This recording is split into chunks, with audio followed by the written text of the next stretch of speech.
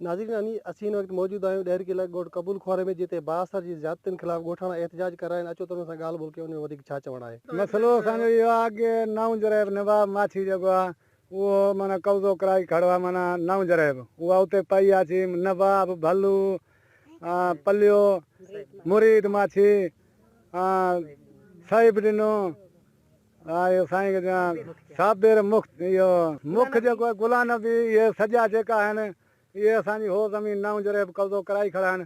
वरी हे टी राति आहे हिते आयो आहे वठी कराई नवाब माना अख्तियार माछी मुख्तियार सर गरीब जो को कोन्हे। अॼु वक़्तु जेको आहे गुंडे गरदार जो आहे ॿिया की गरीब जो त को कोन्हे।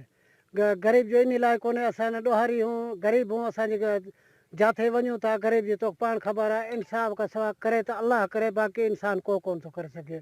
असांजी होॾे जेकी आहे पहिरियां ज़मीन 2029 पंहिंजे 29 में 29 तारीख़ हुई 11 महीनो 2019 में अने असां सां विढ़िया असांजे माण्हुनि जी जंघा भॻऊं। मूंखे पाण खे धकु लॻा मुंहिंजे पुट खे लॻा मुंहिंजे भणेजे खे लॻा पर असां उन खां पोइ अञा तक का मसइलो हल न आहे थियो।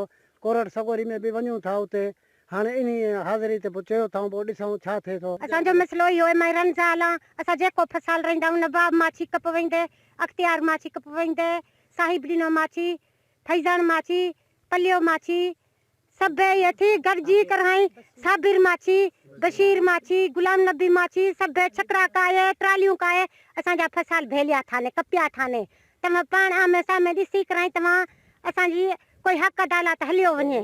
असांजो कोई होॾे असांजी 9 जरे पई आहे सिहड़ी वञी तव्हां ॾिसी सघो था। असां पुलिस खे दान ॾिनी आहे पंज क़ुरान चाता था असांजी न खान बूंदो आहे न कोई अमीर बूंदो आहे ॾाढनि जी हर को बि बूंदो आहे। नाज़रीन अवां ॻोठ कबूल खान खोरे जे रहवासियुनि जूं ॻाल्हियूं ॿुधियूं।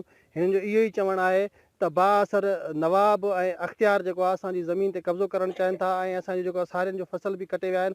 अहिड़ी दवा असांखे पुलिस खे ॾिनी आहे पर पुलिस बि असांजी मदद नथी करे छो जो हुन ते बाअसरनि जी पुठ भराई आहे। हिननि वस वारनि खां अपील कई आहे त असां ग़रीब मिसकीन आहियूं असां सां जेको असांजी मदद करे असां सां इंसाफ़।